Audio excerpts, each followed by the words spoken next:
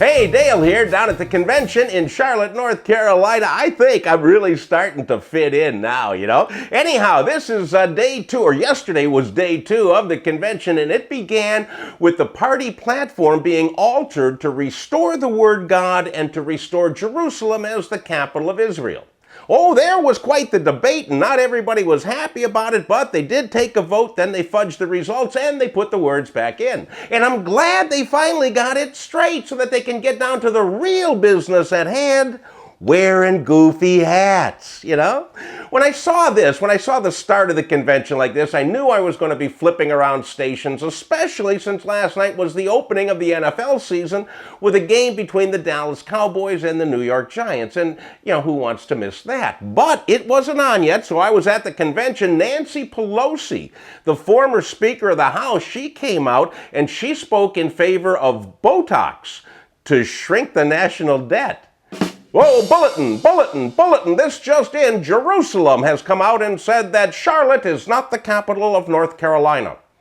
Raleigh is. Still, that's good to know. The next speaker was Al Michaels. Oh, wait a minute, I guess I switched over to the football game. Anyhow, Al said that the game tonight between the Giants and the Dallas Cowboys should be a beauty, and that in his opinion, it will really kick ratings butt against anything that the convention has to offer.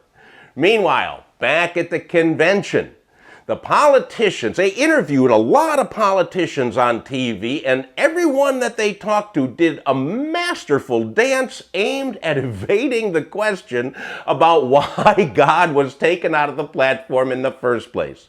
Oh, these people were tapping around. It was like watching a toreador trying to avoid a horn in the butt. It was a beautiful thing.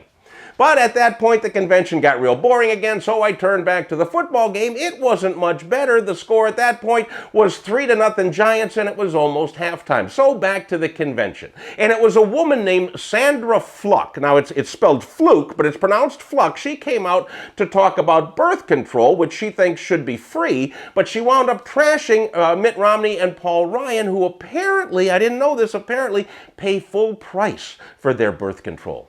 Next up, we heard from Massachusetts candidate for the Senate, Elizabeth Warren, and she came out and said that she was the warm-up act for Bill Clinton. Apparently not realizing what that phrase used to mean in the Clinton White House.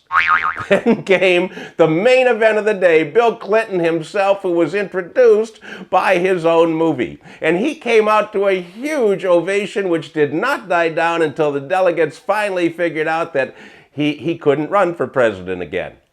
Now, Bill said that he never learned to hate Republicans the way Republicans hate our current president. Really?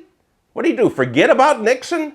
Everybody hated, Republicans hated Nixon, but not Bill Clinton. Anyhow, next thing he did was he got everybody to stand up and give Joe Biden a standing ovation. And he was saluted for not saying anything stupid at this convention.